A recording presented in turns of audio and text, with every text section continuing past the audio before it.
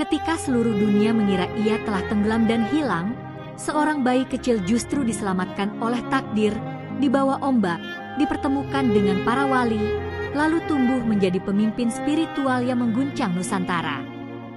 Assalamualaikum teman-teman semua. Selamat datang kembali di Petok Legenda Nusantara. Sebelum masuk ke kisah yang sangat menggetarkan hati hari ini, jangan lupa klik tombol subscribe, hidupkan loncengnya, dan bantu channel ini terus berkembang agar kami bisa menghadirkan lebih banyak kisah sejarah dan legenda Nusantara yang penuh hikmah seperti ini. Kalau sudah, yuk kita mulai kisah luar biasa Raden Paku, sosok yang kelak dikenal sebagai Sunan Giri, pemimpin spiritual yang mengubah wajah Jawa. Malam itu langit gresik seperti sedang menahan napas. Awan gelap menggantung rendah, memantulkan cahaya bulan yang tersembunyi di balik kabut tipis, seolah ikut mengamati sebuah peristiwa besar yang akan menentukan arah masa depan. Di tepi pelabuhan kecil, suara ombak terdengar berat, duk, duk, seperti detak jantung bumi yang tiba-tiba gelisah. Di sebuah pondok sederhana yang dibangun dari papan kayu, Syekh Maulana Ishak berjalan mondar-mandir sambil membawa gulungan kain putih berisi bayi mungil yang masih merah wajahnya. "Anakku, maafkan ayah," bisiknya dengan suara bergetar, "dunia terlalu berbahaya untukmu di tempat ini." Bayi yang baru lahir itu menggeliat pelan, seperti mengerti kegelisahan ayahnya. Di luar, angin malam bertiup kencang, memukul daun kelapa hingga menimbulkan suara gemuruh yang membuat suasana semakin menegangkan. Syekh Maulana Ishak tahu ia harus pergi demi keselamatan sang bayi. "Syekh, apakah tidak ada cara lain?" tanya seorang muridnya yang berdiri di pintu pondok dengan wajah sedih. Syekh Maulana Ishak menoleh perlahan, matanya merah karena menahan emosi. "Ini satu-satunya jalan. Ada banyak orang yang tidak ingin anak ini hidup, dan mereka akan mencarinya." Sang murid menelan ludah, melihat ke arah gulungan kain. "Tapi, dia masih bayi." Syekh tersenyum pahit. "Justru karena itu, aku harus melindunginya." Di tepi pantai, sebuah perahu kecil sudah disiapkan. Perahu itu akan membawa sang bayi menuju laut, mengikuti arus hingga tak dapat ditemukan oleh musuh-musuh yang mengejar. "Semoga Allah menjaga langkahmu, nak," ucap sang murid. Syekh Maulana Ishak mengangguk pelan lalu berjalan menuju perahu dengan langkah yang berat, setiap pijakan seolah menghantam hatinya sendiri. Suara bayi mulai menangis, seolah tahu dirinya akan dipisahkan dari ayahnya. "SSSHHH, jangan menangis, Raden Paku, kau akan tumbuh menjadi seseorang yang besar," ucap Syekh, menahan getaran suaranya. Ketika perahu didorong ke laut, angin laut berhembus membawa aroma asin yang menusuk hidung. Bulan yang sejak tadi malu-malu kini muncul sedikit, memberikan cahaya lembut kepada bayi itu. Syekh Maulana Ishak menatap anaknya untuk terakhir kali. Tangannya gemetar saat meletakkan gulungan kain itu di atas perahu, tapi tekadnya tetap teguh. "Allah, titipkan ia pada MU," ucapnya lirih. Muridnya menahan napas, takut menyentuh kesedihan yang melingkupi gurunya. Tiba-tiba suara petir menggelegar, mengoyak langit malam. "Apakah ini pertanda buruk?" seru muridnya. Syekh menggeleng. "Justru ini tanda bahwa langit turun tangan. Anak ini memiliki jalan yang besar." Ombak mendorong perahu perlahan menjauh. Bayi itu berhenti menangis, dan hanya suara laut yang mengiringi perpisahan itu. Di kejauhan, perahu kecil itu perlahan menjadi titik hitam, lalu hilang di telan gelap. Syekh Maulana Ishak memejamkan mata, menahan air mata yang akhirnya jatuh juga. Perahu kecil itu hanyut mengikuti arus laut selama berjam-jam. Langit perlahan mulai cerah, menandai datangnya fajar. Seorang nelayan tua bernama Ki Demanggiri sedang menarik jaringnya ketika ia melihat sesuatu terombang-ambing di kejauhan. Apalagi itu, gumamnya sambil mengerutkan dahi. Ia mendayu mendekat, dan ketika menyibakkan gulungan kain putih yang basah itu, matanya langsung membelalak. "Astaga, bayi!" serunya. Bayi itu terbangun, mengerjapkan mata lalu mengeluarkan suara tangis pelan. Ki Demang terkejut sekaligus tersentuh. "Tenang, tenang, Nak. Kau tidak sendiri lagi." Ia menggendong bayi itu dengan hati-hati, lalu melihat langit yang cerah setelah semalaman badai. "Siapapun orang tuamu, mereka menitipkanmu pada laut, dan laut mengembalikanmu padaku," ucapnya lirih. Ki Demang merasakan dorongan kuat dari dalam hatinya, seakan ada yang berkata bahwa bayi ini bukan anak sembarangan. Sesampainya di rumah, istrinya, Nyai Giri, langsung berteriak pelan karena terkejut sekaligus bahagia. "Demang, dari mana kau membawa bayi ini?" Ki Demang menjelaskan semuanya dengan nada penuh keajaiban. Nyai Giri mendekat, menyentuh pipi bayi itu yang lembut. Lihat wajahnya, seperti ada cahaya. Bayi itu tersenyum kecil, membuat Nyai Giri langsung luluh. "Kita rawat dia," ucapnya tegas. Ki Demang mengangguk. "Aku merasa dia anak titipan langit." Berdua mereka menatap bayi itu seperti menyaksikan harapan baru sedang tumbuh. "Apa nama yang cocok untuknya?" tanya Nyai. Ki Demang memejamkan mata sejenak. "Namanya Raden Paku." Saat nama itu diucapkan, angin tiba-tiba berhembus masuk melalui jendela, membuat tirai menari pelan, seolah langit memberi restu. Begitulah awal kisah seorang bayi yang kelak tumbuh menjadi wali besar yang dihormati hingga hari ini. Raden Paku tumbuh sebagai anak yang berbeda dari anak-anak lain di Kampung Giri. Sejak kecil ia sudah menunjukkan kecerdasan dan kelembutan hati yang membuat orang-orang kagum sekaligus heran. Ketika anak-anak lain berlari-larian di pantai sambil melempar kerang dan saling mengejar, Raden Paku justru sering duduk di tepi ombak, memandang jauh ke arah laut dengan tatapan yang dalam, seolah laut itu menyimpan cerita yang harus ia pahami. Ki Demang sering memperhatikannya dari jauh. "Paku, kau lihat apa di sana?" tanyanya suatu sore.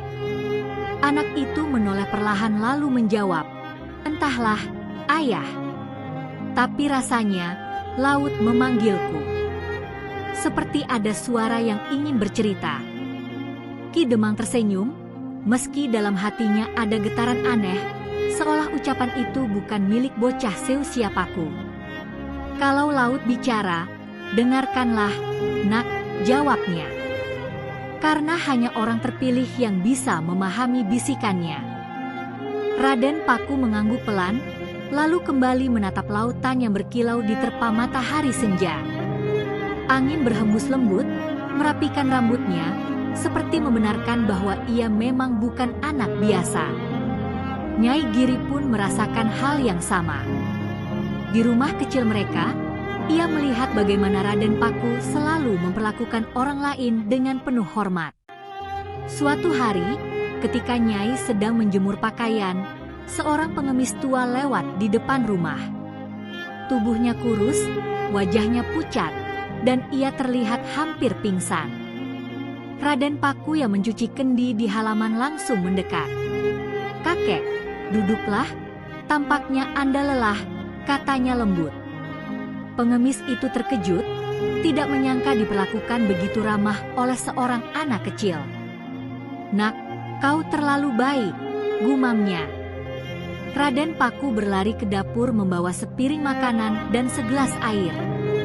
Nyai Giri memandang dari balik pintu, matanya berkaca-kaca. "Anak ini, hatinya seluas samudera," bisiknya. Ketika pengemis itu pergi, Raden Paku berbisik, "Ibu, aku hanya merasa seperti itu yang harus kulakukan." Nyai Giri memeluknya erat. "Ya, Paku, teruslah jadi seperti ini. Dunia membutuhkan hati-hati seperti hatimu. Raden Paku mengangguk, meski ia sendiri belum tahu bahwa hatinya itu kelak akan menjadi cahaya bagi banyak orang. Semakin besar, Raden Paku semakin menunjukkan tanda-tanda kecerdasan yang tak biasa. Ia menyerap pelajaran agama dengan sangat cepat.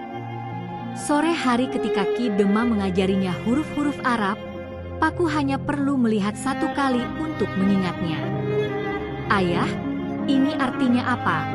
tanya Paku sambil menunjuk tulisan yang baru saja ia salin. Ki Demang nyaris tak bisa menyembunyikan keterkejutannya. Itu artinya rahmat, nak, jawabnya. Bagaimana kau bisa menyalinnya secepat itu? Raden Paku mengangkat bahunya kecil-kecil. Aku tidak tahu, ayah. Rasanya huruf-huruf itu seperti berbicara kepadaku. Ki Demang menarik napas panjang. Anak ini benar-benar titipan langit, gumamnya dalam hati. Setiap malam, ketika Raden Paku tidur, Ki Demang dan Nyai Giri sering membicarakan hal ini. "Demang, kita harus mencari guru yang tepat untuknya," ucap Nyai. Ki Demang mengangguk berat. Benar, anak ini tidak boleh berhenti di sini. Dia ditakdirkan untuk sesuatu yang lebih besar. Ketika usia Raden Paku menginjak sekitar 10 tahun, sebuah kejadian mengguncang hati Ki Demang.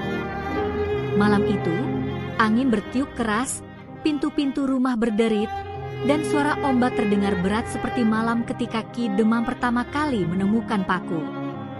Di tengah malam, Ki Demang terbangun karena mendengar suara seseorang melantunkan ayat Al-Quran. Suaranya merdu, bergetar lembut, namun sangat dalam. Ki Demang bangkit dan berjalan perlahan menuju ruang tengah. Ia terdiam. Di sana, di bawah cahaya lampu minyak yang remang, Raden Paku duduk bersila, membaca ayat-ayat suci dengan suara seolah seorang alim dewasa sedang mengaji. "Paku, dari mana kau belajar melantunkan seperti itu?"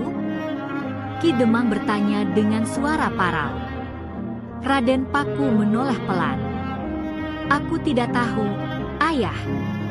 Tadi, aku seperti mendengar seseorang berbisik di telingaku, mengajariku huruf demi huruf." Ki Demang memejamkan mata, tubuhnya bergetar. "Ini bukan hal biasa, ini panggilan," bisiknya. Esok paginya, Ki Demang memanggil istrinya.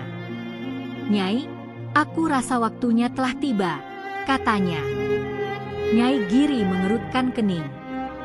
"Waktu untuk apa, Demang?" Ki Demang memegang bahu istrinya, menatapnya dengan serius. "Untuk melepaskan Paku, mencari guru sejatinya. Di sini, di kampung kecil ini, kita tidak bisa membawanya menuju takdirnya." Nyai Giri terdiam lama, air matanya jatuh tanpa bisa ia tahan. Aku tidak ingin berpisah dengannya," bisiknya. Ki Demang memeluk istrinya, menahan tangisnya sendiri. "Aku juga, Nyai, tapi cahaya sebesar ini tidak boleh tertutup." Raden Paku yang mendengar percakapan itu diam di balik pintu, hatinya terasa panas, campuran antara sedih, takut, dan penasaran. "Kalau memang itu jalanku, aku akan melaluinya," gumamnya. Laut kembali berdesir lembut, seolah mengantar pesan bahwa perjalanan panjang baru saja dimulai. Hari untuk berpisah akhirnya datang, meskipun tidak ada seorang pun yang benar-benar siap menghadapinya. Langit pagi itu mendung, seolah ikut merasakan beratnya hati Ki Demang dan Nyai Giri. Di halaman rumah kecil mereka, Raden Paku berdiri dengan pakaian sederhana, membawa satu bungkusan kecil berisi pakaian dan bekal perjalanan. Ki Demang memegang bahu anak itu, tatapannya berkaca-kaca. "Paku, ingatlah satu hal," katanya dengan suara serak. "Jadilah cahaya dimanapun kau berada." Raden Paku mengangguk pelan, tapi bibirnya bergetar. "Ayah, apakah aku harus pergi sekarang?" tanyanya lirih. Ki Demang menelan ludah, berusaha tegar. "Ini bukan karena aku ingin kau jauh, Nak, tapi karena dunia membutuhkanmu." Nyai Giri tak sanggup berkata apapun, ia langsung memeluk Paku erat-erat. "Nak, kau selalu anak kami," bisiknya sambil menangis. Angin pagi menyapu lembut, mengiringi kepergian yang penuh luka namun juga harapan besar itu. Ki Demang mengantar Raden Paku ke pelabuhan kecil di Gresik, tempat para saudagar, ulama, dan pelaut dari berbagai negeri sering singgah. Di sana, sebuah perahu besar milik rombongan ulama sudah bersiap berangkat menuju tanah Jawa bagian utara, tempat seorang wali besar bernama Sunan Ampel tinggal. "Di sanalah guru sejati menantimu," ujar Ki Demang. Raden Paku menatap kapal itu dengan perasaan campur aduk. Ada kegugupan, ada rasa penasaran, namun juga ada semacam panggilan dari dalam dirinya. Tiba-tiba, seorang ulama tinggi berjubah putih menghampiri mereka. Jenggotnya putih, wajahnya teduh. "Inikah anak itu?" tanyanya. Ki Demang menunduk hormat. "Ya, Kiai. Ini Raden Paku, anak titipan langit." Ulama itu menatap dalam ke arah Paku, lalu tersenyum lembut. "Aku merasakan cahaya pada dirimu, Nak," ujarnya. "Semoga perjalanan ini membukakan pintu takdirmu." Raden Paku menunduk hormat. "Saya akan belajar sebaik-baiknya, Kiai." Angin laut berhembus, seolah menyambut langkah barunya. Perjalanan laut itu tidak mudah. Ombak kadang tenang, kadang menggila seperti ingin menelan kapal. Para penumpang mengikat erat barang-barang mereka agar tidak terhanyut. Tetapi Raden Paku justru sering duduk di depan kapal, melihat ke arah cakrawala sambil memejamkan mata. "Nak, kau tidak takut?" tanya seorang pelaut tua. Raden Paku membuka mata dan tersenyum kecil. "Entahlah, Paman, laut terasa seperti rumah bagiku." Pelaut tua itu tertawa kecil. "Kau anak aneh, tapi hatimu besar." Suatu malam, kapal dihempas badai kuat. Para pelaut panik, tali putus, layar sobek. "Pegangan! Kita bisa terbalik!" teriak nahoda. Namun di tengah kekacauan, ulama berjubah putih itu melihat sesuatu yang membuatnya terpaku. Raden Paku berdiri di tengah dek, membaca doa dengan suara rendah tapi penuh kekuatan. "Ya Allah, selamatkan kami," ucapnya. Ajaibnya, badai perlahan mereda. Pelaut-pelaut itu saling berpandangan, heran sekaligus kagum. "Anak itu," gumam mereka, "dia bukan anak biasa."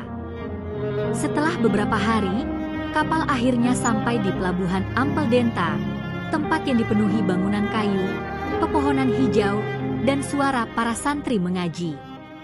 Suasana kampung itu terasa damai, penuh cahaya dan ketenangan. Ulama yang bersama Raden Paku mengajaknya turun dari kapal. "Ayo, Nak, saatnya bertemu gurumu." Raden Paku menelan ludah, hatinya berdebar. Mereka berjalan melewati halaman besar hingga sampai pada sebuah rumah panggung sederhana namun kokoh. Di depan rumah itu, seorang lelaki tua berjubah coklat keluar, wajahnya bercahaya dan dipenuhi wibawa lembut. "Assalamualaikum," ucapnya. "Waalaikumsalam, Sunan Ampel," balas sang ulama sambil menunduk. Sunan Ampel menatap Raden Paku dengan sorot mata seolah menembus jauh ke dalam hatinya. "Anak ini," gumamnya pelan. Cahaya dari timur akhirnya datang juga. Raden Paku menunduk, merasakan getaran aneh, seperti sedang dipanggil oleh takdir. "Siapa namamu, Nak?" tanya Sunan Ampel. "Raden Paku, Kiai, jawabnya pelan. Sunan Ampel menepuk pundaknya dengan lembut. Mulai hari ini, kau belajar di sini. Tapi sebelum menjadi wali bagi orang lain, kau harus menjadi wali bagi dirimu sendiri. Raden Paku mengangguk, meski ia belum sepenuhnya memahami maksud kalimat itu. Sunan Ampel tersenyum. Kau akan tahu nanti. Para santri mulai berdatangan, menatap Raden Paku dengan penuh rasa ingin tahu. Ada yang berbisik, ada yang tersenyum ramah. Nama siapa? Dik, tanya salah satu santri. Paku, jawabnya. Paku? Wah, semoga kau bisa memaku iman kami supaya tidak goyah, gurau santri itu. Mereka pun tertawa bersama. Hari itu, Raden Paku resmi memulai perjalanan yang akan mengubah dirinya dan kelak mengubah seluruh Nusantara. Hari-hari pertama di Ampel Denta menjadi awal dari perubahan besar dalam hidup Raden Paku. Ia belajar bersama para santri lain, namun dari jauh terlihat jelas bahwa Raden Paku memiliki sesuatu yang berbeda. Ketika teman-temannya masih terbata-bata membaca satu ayat, Raden Paku sudah bisa menghafalnya hanya dengan mendengarkan sekali. Suatu hari, Sunan Ampel memanggilnya setelah melihat kecerdasannya yang luar biasa. Paku, kemarilah, panggil Sunan Ampel lembut. Raden Paku maju dengan kepala menunduk. Saya di sini, Kiai. Sunan Ampel menatapnya lama. Kau memiliki kemampuan yang bahkan para guru sulit menjelaskannya, tapi ingat, ilmu bukan hanya untuk dihafal.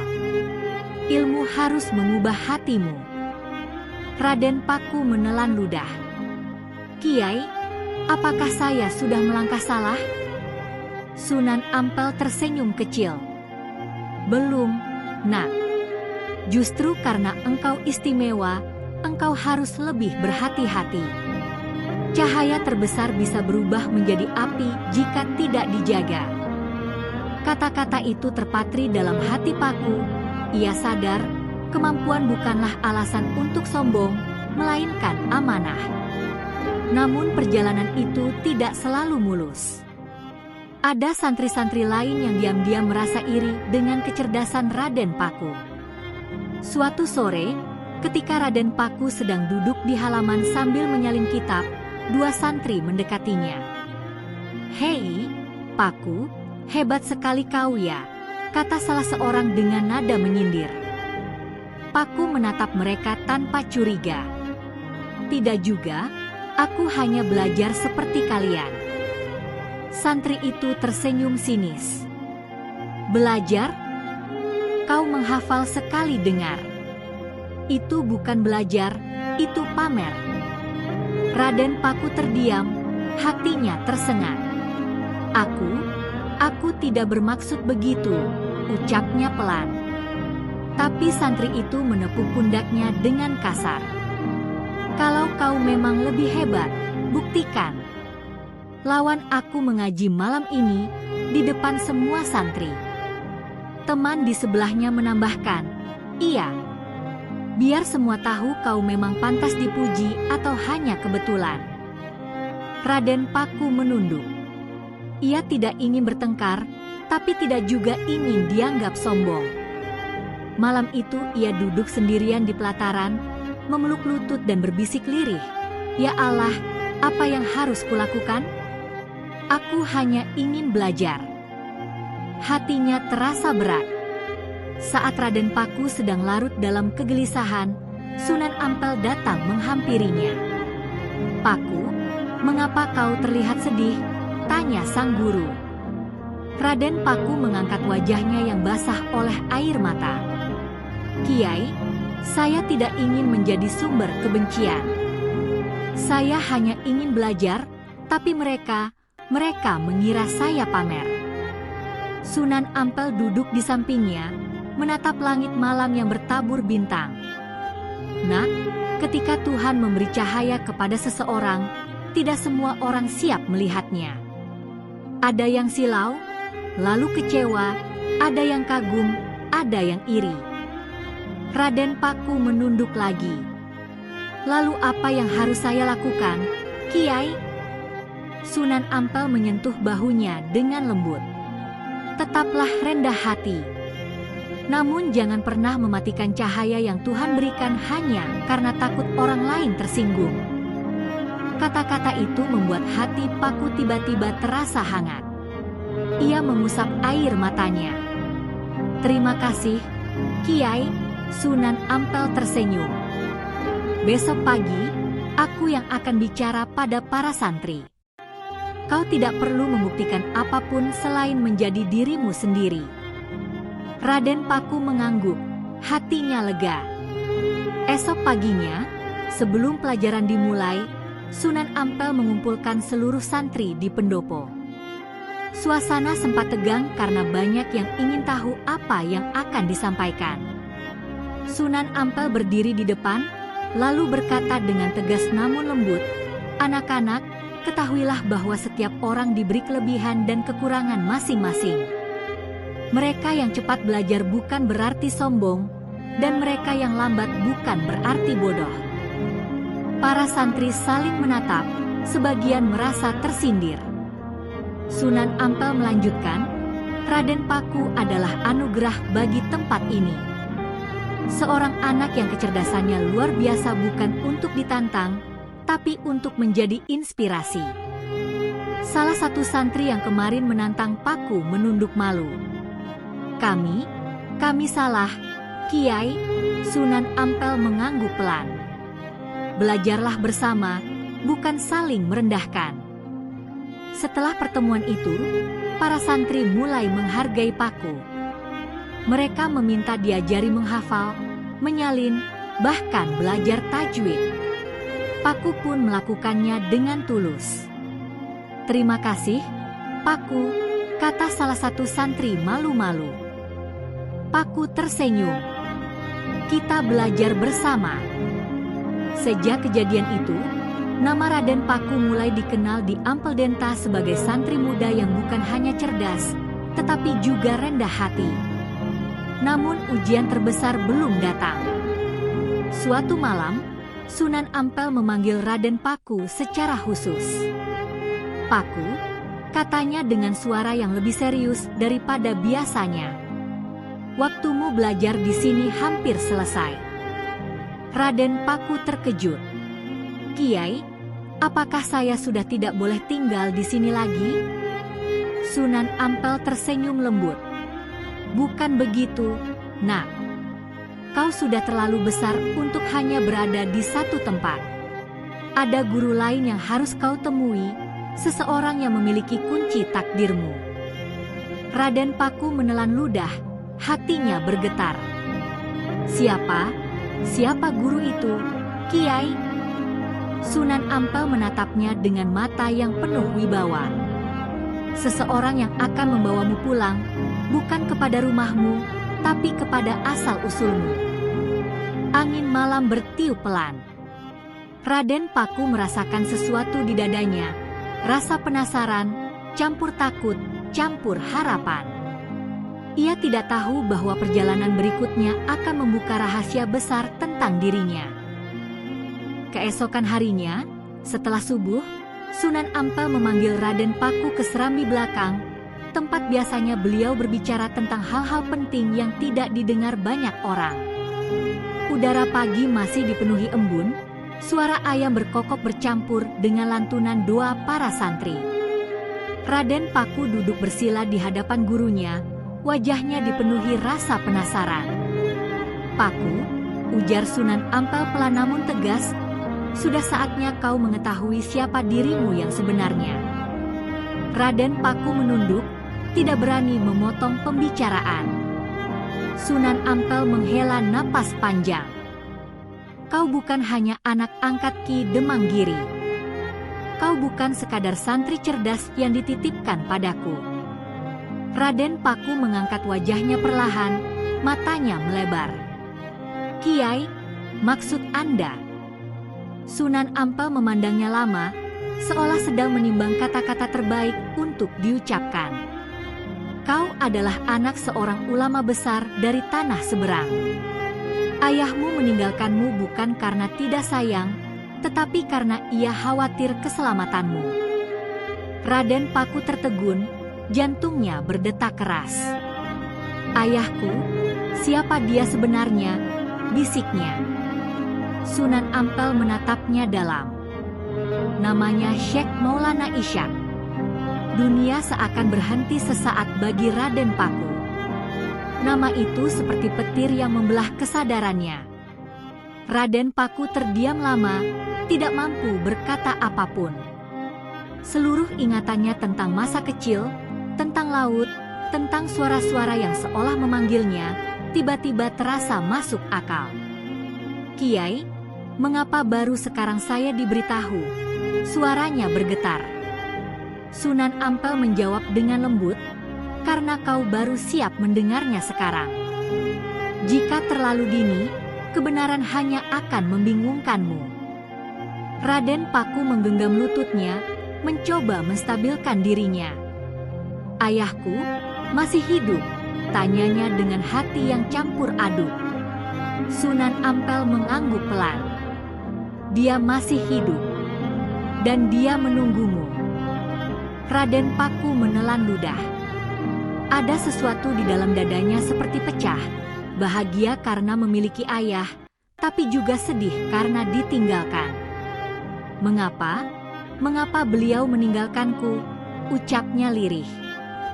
Sunan Ampel menatapnya penuh kasih. Karena ketika kau lahir, daerah tempat ayahmu tinggal penuh kekacauan. Ada orang-orang yang memburunya. Membawamu jauh adalah keputusan terberat, tetapi juga yang paling aman. Raden Paku menutup wajahnya dengan telapak tangan. Ayah, bisiknya lirih. Sunan Ampel berdiri dan meletakkan tangan lembut di bahu Paku. Paku, kau harus pergi ke tanah seberang, ke Samudra Pasai. Di sana, kau akan belajar dari ayahmu sendiri. Raden Paku mengangkat kepalanya cepat. Saya akan bertemu ayah saya. Suaranya seperti suara anak kecil yang menemukan harapan. Ya, jawab Sunan Ampel. Waktunya sudah tepat. Hati dan ilmumu sudah matang. Dan ada sesuatu yang harus kau ketahui langsung dari beliau. Raden Paku merasakan tubuhnya bergetar. Kiai, apakah saya boleh marah kepada ayah saya saat bertemu nanti? Pertanyaannya polos namun menyakitkan. Sunan Ampel tersenyum kecil, penuh kebijaksanaan. Marah adalah tanda bahwa kau pernah merindukannya. Tapi ingatlah, setiap orang punya ujian masing-masing. Termasuk ayahmu. Raden Paku mengangguk pelan, menahan air mata. Saya takut, Kiai. Sunan Ampel menepuk kepalanya. Takut berarti kau manusia. Berangkatlah dengan hati yang ikhlas. Beberapa hari kemudian, Raden Paku bersiap berangkat. Para santri berkumpul untuk melepasnya, beberapa tampak sedih, beberapa tampak bangga. Paku, jangan lupa kami kalau sudah jadi ulama besar, kata seorang santri sambil mencoba bercanda namun matanya berkaca-kaca. Raden Paku tersenyum. Aku bukan siapa-siapa tanpa kalian. Seorang lagi menepuk pundaknya. Kalau bertemu ayahmu, titip salam dari kami, ya. Paku mengangguk. Di bawah bayang-bayang pohon besar di halaman Ampel Denta, Sunan Ampel memberikan kain serban putih kepada Paku. Ini tanda bahwa kau adalah muridku. Jaga kehormatan ini dimanapun kau berada. Raden Paku memegang serban itu erat-erat, seolah sedang memegang hati gurunya. Terima kasih, Kiai, saya tidak akan mengkhianati amanah ini. Sunan Ampel kemudian berbisik, ingatlah, Paku. Kau akan melihat jawaban dari semua pertanyaanmu di sana, termasuk mengapa laut selalu memanggilmu. Kalimat itu membuat bulu kuduk Paku meremang. Perjalanan itu dimulai lagi dengan kapal, ombak, dan angin yang entah mengapa terasa lebih akrab dari sebelumnya. Berdiri di ujung kapal, Raden Paku memandang laut yang biru luas. "Ayah, saya datang," bisiknya. Angin laut menyapu wajahnya, seperti sahabat lama yang menyambut kedatangannya. Ia tidak tahu bahwa perjalanan ke Samudra Pasai bukan hanya pertemuan dengan ayah, tetapi juga awal dari takdir besarnya sebagai seorang ulama besar yang kelak dikenal dengan nama Sunan Giri. Ombak menggulung lembut, seolah dunia memberi salam pembuka bagi seorang titisan cahaya yang akhirnya kembali ke pangkuan perjalanan sejatinya. Sahabat cerita semua, begitulah perjalanan panjang Raden Paku, seorang pemuda yang memulai langkahnya dari kegelisahan, lalu tumbuh menjadi sosok penuh cahaya yang dikenang hingga ratusan tahun kemudian. Dari perjalanan laut yang penuh badai, pertemuan dengan para guru agung, hingga perjuangannya membangun Giri Kedaton menjadi pusat ilmu, semua itu mengajarkan kita satu hal, bahwa keikhlasan selalu menemukan jalannya sendiri.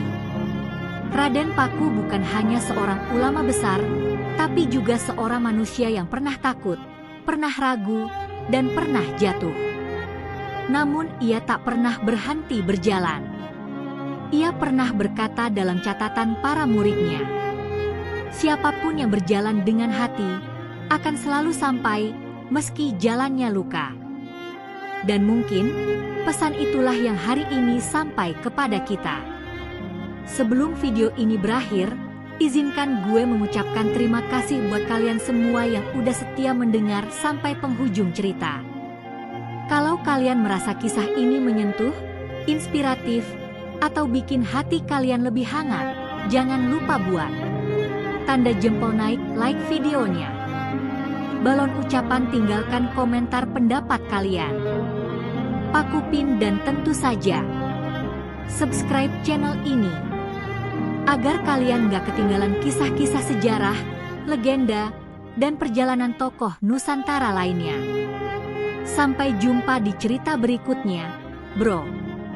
Tetap jaga hati, tetap jaga langkah, dan tetap jadi manusia baik, seperti yang diajarkan para leluhur kita. Wassalamualaikum warahmatullahi wabarakatuh. Terima kasih sudah menonton.